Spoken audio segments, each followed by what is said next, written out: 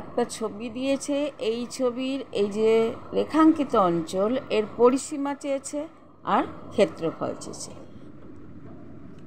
বৃত্তচাপের দৈর্ঘ্য, এই চাপটা হচ্ছে বৃত্তচাপের দৈর্ঘ্যের সূত্র হচ্ছে θ/360 ইন্টু বৃত্তের পরিধি।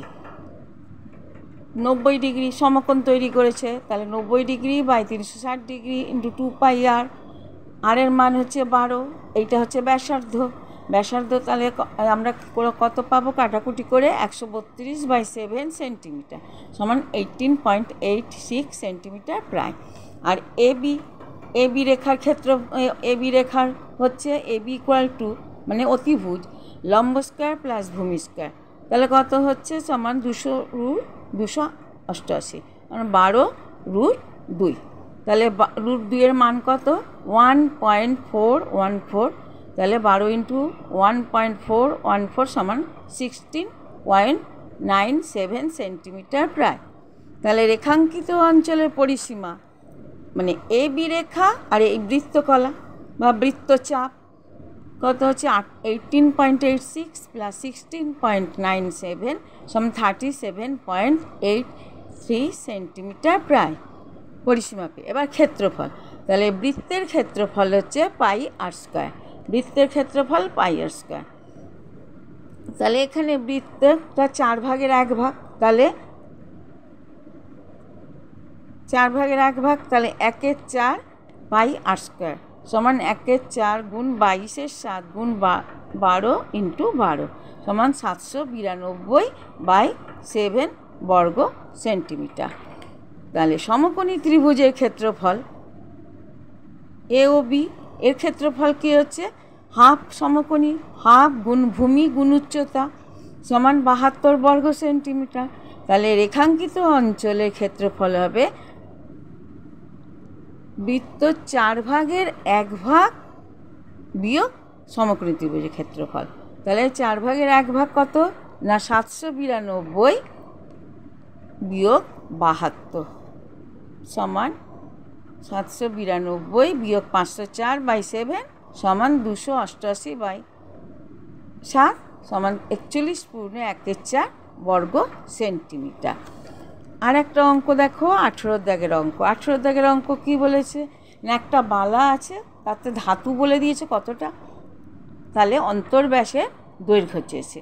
তাহলে আমরা মনে করি অন্তর্ব্যাসের দৈর্ঘ্য হচ্ছে 2r1, তাহলে ব্যাসার্ধ হবে r1, ব্যাসের অর্ধেক।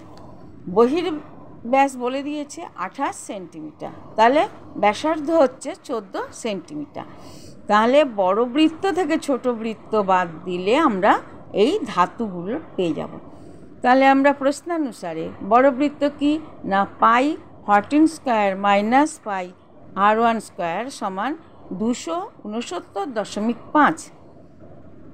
পাই কমন নিয়ে নিলাম, দিয়ে এটা করে কাটাকুটি করে আমরা কত পাচ্ছি? 343/4।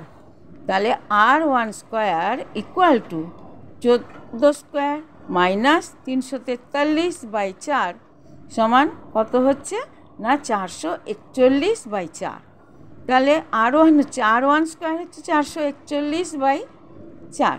তাহলে r1 হচ্ছে 20 প্লাস মাইনাস 21/2 মাইনাস, যেহেতু ব্যাসার্ধ হবে না অগ্রাহ্য, তাহলে অন্তর্ব্যাস হলো ব্যাসার্ধের দ্বিগুণ, তাহলে 2 ইন্টু 21/2 সমান হচ্ছে 21 সেন্টিমিটার।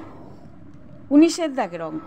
19 দাগের অঙ্ক দেখো, একটা সমবাহু ত্রিভুজ, তার থেকে 3টে বৃত্তকলা করেছে, 3টে বৃত্তকলা বাদ দিয়ে এই অংশটার আমি বের করতে হবে মানে ক্ষেত্রফল।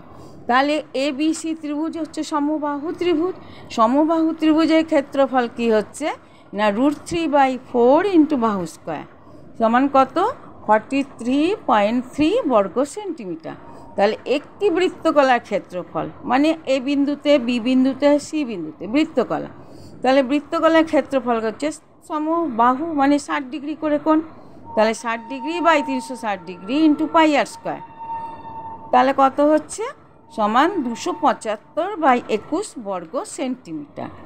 তাহলে একটি বৃত্তকলার ক্ষেত্রফল, তাহলে 3টি বৃত্তকলার ক্ষেত্রফল আমরা কি পাবো না 3 × 275/21 সমান 275/7 সমান 39.28 বর্গ সেন্টিমিটার।